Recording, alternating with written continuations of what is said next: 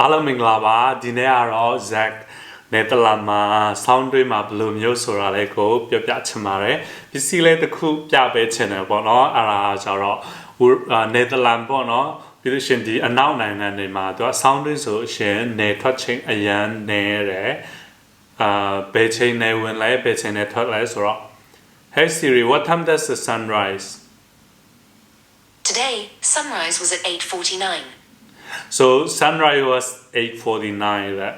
8:49မိနစ်မှနေထွက်တယ်ပေါ့နော်အဲ့လိုတာပြောတာတကယ်တမ်းကျတော့အပြင်မှာဆိုလေ10နာရီရော17နာရီရောမောင်မောင်မဲမဲကြီးပေါ့နော်အုပ်အုပ်ဆိုင်ဆိုင်ကြီးဖြစ်နေတယ်ပြီးလို့ရှင် Hey Siri what time does the sun set Sunset will be at 16:41 today 16:41ဆို6နာရီ17မိနစ်မှနေဝင်မယ်တဲ့ကနေ6နာရီချင်နေမမမဲမဲမမိုးရလဲအိုးဒီမှာခဏရေပြန်လဲနေတာမြင်ရတော့နော်ဒါတော့မှဒီမင်းတိုင်လဲလင်းထားလို့လင်းနေတကယ်ကြ3နာရီလောက်ဆိုရှင်မောင်သွားပြီပေါ့နော် window အချိန်7ခွဲလောက်ကနေအဲ့လိုမျိုးsound net လေးနဲ့ထွက်ချိန်နဲ့လေပေါ့နော်အဲ့လိုမျိုးဆိုတော့ဘယ်လိုမျိုးတွေဖြစ်လဲဆိုတော့ Zack ဒီရပေါ့နော် Zack ကိုအမြဲတမ်း winter time မှာဖြစ်တယ်အဲ့ဒါ seasonal depression လို့ခေါ်တယ် winter depression လို့လည်းခေါ်တယ်အဲ့ဒါကကျတော့ဘာလဲဆိုတော့လူခန္ဓာကိုယ်မှာပေါ့နော်ဒီလိုမျိုးနွေရာသီတွေမှာဆိုရှင်နေနဲ့ထိတွေ့လို့ရှင်ကိုယ့်ရဲ့အရေပြား skin ကပေါ့နော် vitamin D ကိုသူက synthesis လုပ်ပြီးတော့ automatic ပေါ့နော်ခန္ဓာကိုယ်မှာလုံလောက်အောင်ထုတ်ပေးတယ်အဲ့ဒီ vitamin D ကတော့ပေါ့နော် hormone balance ခန္ဓာကိုယ်မှာ hormone balance လုပ်ပေးတယ်စိတ်ပုံမှန်အနေထားဖြစ်အောင်လည်းလုပ်ပေးတယ်ပေါ့နော်ဒါမဲ့ဆောင်းတွင်းမှာအခုလိုမျိုး6လလောက်နေ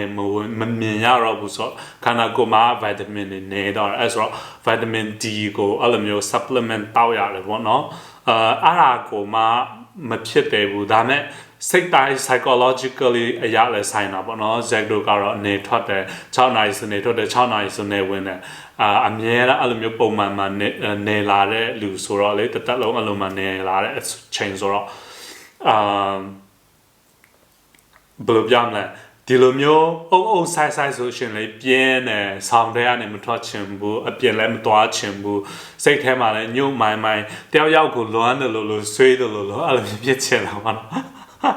break up ဖြစ်တာပြီးအသေးကွာလားဆိုတော့လေ relationship ကလည်းမရှိပြန်ကွာ single ဆိုတော့ဖြစ်ဘာလို့ one နဲ့လည်းမသိစိတ်သက်တယ်အလိုလိုချပြီးအဲ့လိုမျိုး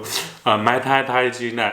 မလောက်ချင်မရှားချင်အဲ့လိုမျိုးဖြစ်တယ်ပေါ့နော်အဲ့ဒါကို winter depression လို့ခေါ်တယ်အဲ့လိုမျိုးကတော့အထူးသဖြင့်ဒီဖြစ်နေတာရဲ့နိုင်ငံကနေလာတဲ့လူတွေကအဲ့လိုမျိုးအနောက်နိုင်ငံတွေမှာဆိုရှင်အရန်ခံစားရတယ်ပေါ့နော်အဲ့လိုမျိုး sound တွေဆိုတီးနေလဲတော့တောက်ပေးရတယ်အခုတော့မှနာစီးချင်တယ်လို့ဖြစ်နေဆိုတော့ဒီပစ္စည်းလေးကဘာလဲဆိုတော့ဒီမှာကြည့်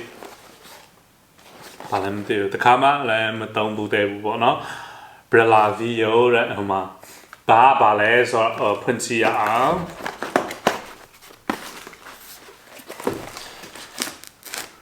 သူကပေါ့နော် fountain မှာနေမထွက်တဲ့အတွက်မလို့ခန္ဓာကိုယ်ကနေအလင်းရောင်ကိုလိုချင်တယ်ဒါကတော့ fake sunlight ပေါ့နော်တကယ်တမ်းပြောရမယ်ဆိုရှင်တော့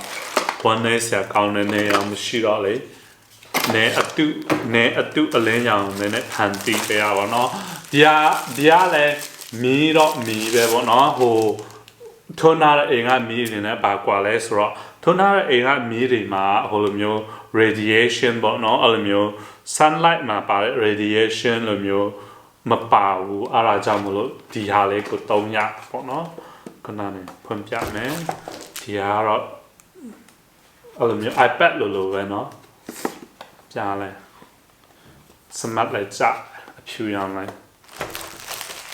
ဒီနေ့ကနေစသုံးကြည့်မှာပေါ့เนาะ Zack ဘယ်လိုနေမလဲပေါ့ဒီဟာသုံးပြီးဒီမှာ charger ကတော့ USB-C ဒါတော့ခရီးတွေပါသွားတယ်ဒီဟာပေါ့เนาะ8လေးအမဲရောင်လေးဒီမှာ ခရီးတွေပါသွားနေဒီက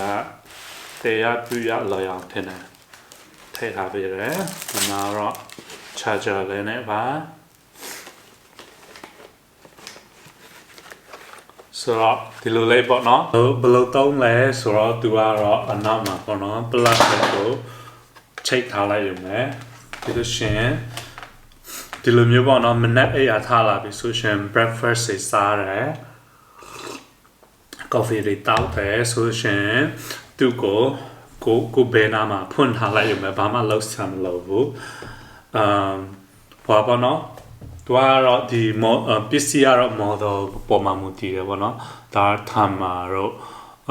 brightness တို့light color adjust လုပ်တဲ့ဟာပေါ့နော်ရှင်းဘာမှမလိုဘူးplug လေးဖွင့်လိုက်မယ်ဒါကတော့ orange လိမ္မော်ရောင်ပေါ့နော်15ကိုမျက်နှာနဲ့ပေါ့နော်15 cm ဆိုတော့9လက်မလောက်အကွာမှာထားပေးရမယ်ဆိုတော့ဒီလိုမျိုးပေါ့နော်မနေ့ဆိုရှင်ဒီ light lamp လေးကိုအိယာထားလာပြီးဆိုအိယာဘယ်နားမှာလဲထားလို့ရတာပေါ့နော်ထားပြီးတော့ဘယ်လိုပြောမလဲစာလေးဖတ်တယ်ဆိုရှင်ကိုယ့်ရဲ့အုံနောက်ကတော့ automatic ဒါ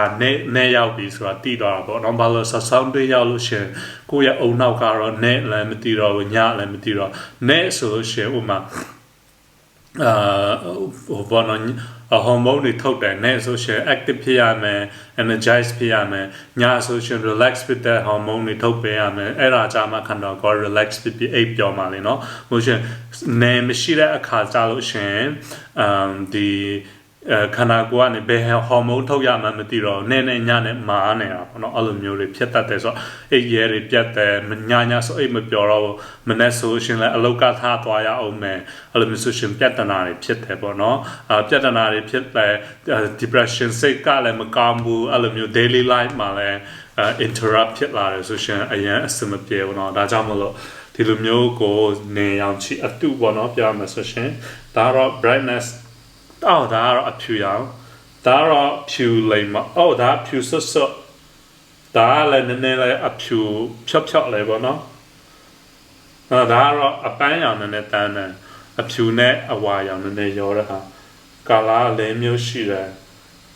စက်ကတော့ဒီအရောင်အကြိုက်အစုံပဲပါလို့ဆိုနေရောင်ထွက်လာတယ်ဆိုရှင်ဒီအရောင်ပဲလေနော်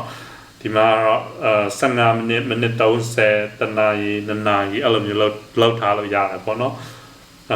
ဒီ brightness လာနော်ဒီမှာကြည့်လားကင်မရာမှာကြည့်လိုက်ဒီအလင်းရောင်နဲ့ဟိုအလင်းရောင်ပါကွာလဲဆိုတော့အိမ်မှာထွန်းတဲ့အလင်းရောင်တွေပါကွာလဲဆိုတော့ဒီအလင်းရောင်မှာကတော့ UV လုံးဝမပါဘူးခန္ဓာကိုယ်ကို cancer ဖြစ်စေတဲ့ဒီနေရောင်ခြည်ကို direct land လို့ရှိရင် cancer ဖြစ်တဲ့ UV ray တွေမပါဘူးပေါ့နော်ဒီမှာ blue light နဲ့ lux လို့ခေါ်တဲ့အဲ့လိုမျိုးပါတယ်ဒါခန္ဓာကိုယ်ကိုဒါနဲ့ရောက်ပြီဆိုပြီး signal ပေးတဲ့ဟာပေါ့နော်အဓိကတော့အရေပြားမှာထွန်းဆရာမလို့တကယ်တော့မျက်လုံးရဲ့ retina ကနေပြီးတော့ stimulate လုပ်တာပေါ့နော်ဆိုတော့ဒီတိုင်းထွန်းထားရုံဒီစာလေးဖတ်ရင်ကိုကသူ automatic ဖြစ်သွားမှာပေါ့နော်အထွန်းတဲ့မီးချောင်းတွေကိုကင်မရာမှာဒီလိုမျိုးထောင်လို့ရှင်တော့ flicker ဖြစ်တယ်လေဒီလိုမျိုးလာဖြစ်တယ်ပြီးလို့ရှင်အိမ်မှာထွန်းတဲ့ဟာတွေကအရန်နေတယ် brightness မဟုတ်ဘူးเนาะသူရဲ့ wavelength ကိုပြောတာ light wavelength ပေါ့เนาะအရန်နေတယ်ဒါတော့ 10,000 12,000 ပေါ့เนาะ12,000 wavelength ရှိတယ်အနည်းဆုံး effective ဖြစ်ဖို့ပေါ့เนาะဒီပစ္စည်းကိုဝယ်မယ်ဆိုရှင်လည်းနိုင်ငံခြားမှာနေတဲ့မြန်မာတွေဒီပစ္စည်းကိုဝယ်မယ်ဆိုရှင် lux ပေါ့เนาะ LUX ပေါ့เนาะ X အဲ့ဒါကို10,000 1000အနည်းဆုံးရှိတဲ့ wavelength ကိုဝယ်ပါအဲ့ဒါဆိုရှင်ဒါကတော့ကာလာကျတော့ဘယ်ကာလာမဆိုကိစ္စမရှိဘူးဒါတော့ကိုယ့်ရဲ့စိတ်ပိုင်းဆိုင်ရာပဲကိုကြိုက်တဲ့အရာကိုသုံးလို့ရတာပေါ့เนาะတချို့ဟာတွေဆိုရှင်ဒီကာလာတစ်ခုတည်းနဲ့ပဲလာတဲ့ဟာတွေရှိတယ်ဒါပေမဲ့ဒီဟာတော့ဇက်ဝယ်တဲ့ဟာကာလာလေးခုနဲ့လာတာဇက်ကတော့ဒီအရာကိုကြိုက်လို့ဒီအရာကိုသုံးတာကာလာနဲ့တော့ effectiveness နဲ့မဆိုင်ဘူးပေါ့เนาะအဓိကကျတော့ wavelength ပေါ့เนาะ1000 1000ရှိဖို့အရေးကြီးတာအဲ့ဒါဆိုရှင်မိနစ်ဆိုရှင်မိနစ်20မိနစ်30ပုံမှန်ပေါ့နော်မိနစ်တိုင်း sound တွေဆိုရှင်နေမထွက်တဲ့အချင်းခုလိုမျိုးတုံးသွားလို့ရှင်အရင်အဆင်ပြေတယ်mood regulation ဖြစ်တဲ့ကိုယ့်ရဲ့ခန္ဓာကိုယ်ကအခုနေရောက်ပြီးညရောက်ပြီးဆိုတာသိတာပေါ့နော်အဲ့ဆိုတော့ okay ပါတယ်လို့ဒီပစ္စည်းလေးကိုပြောပြချင်တာဘာလို့လဲဆိုတော့နိုင်ငံခြားမှာနေတယ်ဆိုတာဘယ်လိုမျိုးလဲဆိုတာမြန်မာပြည်ကနေဆိုရှင်အရန်ပေါ့နော်စစ်ကူးရင်တွေတခြားဟာတွေရှိတတ်တယ်ပေါ့နော်ဒါကြောင့်မလို့ lifestyle blog လေးကိုဇက်အခုလိုမျိုးရှင်းပြရတာပါနိုင်ငံခြားမှာနေတာဘယ်လိုမျိုးလဲဆိုတဲ့ဟာလေးကိုဘ ഹു တုတအနေနဲ့မျှဝေပေးတာပါတီးချင်တဲ့ဟာလေးတွေရှိတယ်အစားတောက်တွေဖြစ်ဘာဖြစ်တီးချင်တဲ့ဟာလေးတွေရှိရင် comment မှာလာမယ်ပဲပါဇက်ကို like and follow page ကို like and follow လုပ်ဖို့လည်းမမေ့ပါနဲ့ဒါမှshare တွေ comment တွေလုပ်ပေးပါ star လေးတွေပေးပါ Nisi ပန်းလေးတွေပေးပါဒါမှ